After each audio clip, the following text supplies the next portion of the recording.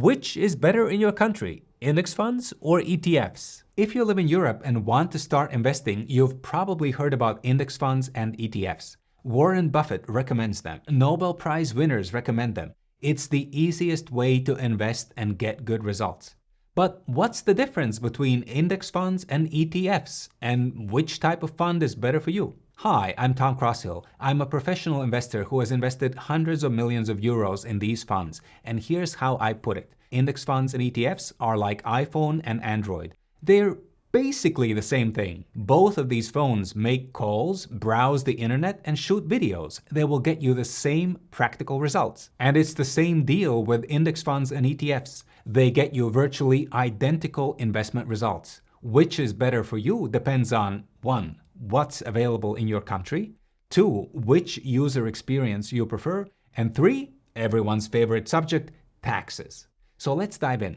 An index fund is any fund that tracks a market index. If you don't know what that means, watch this video where I explain indexes and index funds in detail. But basically, if an index fund tracks the S&P 500, it invests in 500 of the biggest American companies. If it tracks the FTSE 100, it invests in 100 of the biggest UK companies, and so forth. The two main types of index funds are index mutual funds and exchange-traded funds, or ETFs. An index mutual fund is what you'd call a traditional investment fund. There is a fund manager who gathers clients' money into a common pot and invests this money in the index. To buy an index mutual fund, you simply go to the fund and you say, I want to invest 1,000 euros. And the fund says, great, you now own 500 fund units. We will invest your money in the S&P 500 for a low fee. So that's an index mutual fund. Now, an ETF, an exchange-traded fund, is a bit different. While an index mutual fund is like an extrovert that likes talking to people, an ETF is an introvert who has a closed-door policy. Boundaries, people, boundaries. You can't invest directly in an ETF. Instead, you can only buy shares of the ETF on a stock exchange. So you open a brokerage account and you buy ETF shares from other investors, just like you'd buy shares of Apple or Microsoft or any other company. Now, in the background, there's a lot of financial magic happening to make sure that you buy these ETF shares at a fair price and that it's always possible to buy and sell these ETF shares. But at the end of the day, it's that simple. If you buy an S&P 500 ETF on the stock exchange, you have just invested in the S&P 500.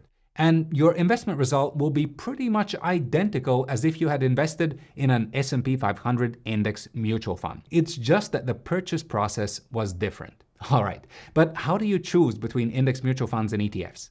There are 3 main questions to answer. Question 1, availability. Which type of fund is actually available in your country?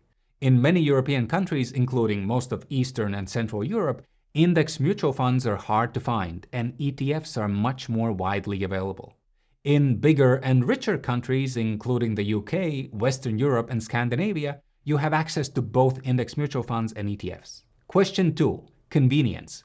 Which do you prefer from a convenience perspective? Index mutual funds can be more convenient because you don't need to open a brokerage account. You just invest directly with the fund. Question 3, taxes. Which is better for taxes in your country? In Spain, Denmark, and the Netherlands, certain types of index mutual funds have tax advantages. In Bulgaria, Hungary, and Slovakia, ETFs are usually better for taxes. In most other European countries, there is no tax difference. So I hope that helps you choose between index mutual funds and ETFs, depending on your country. But otherwise, thanks for watching and see you soon.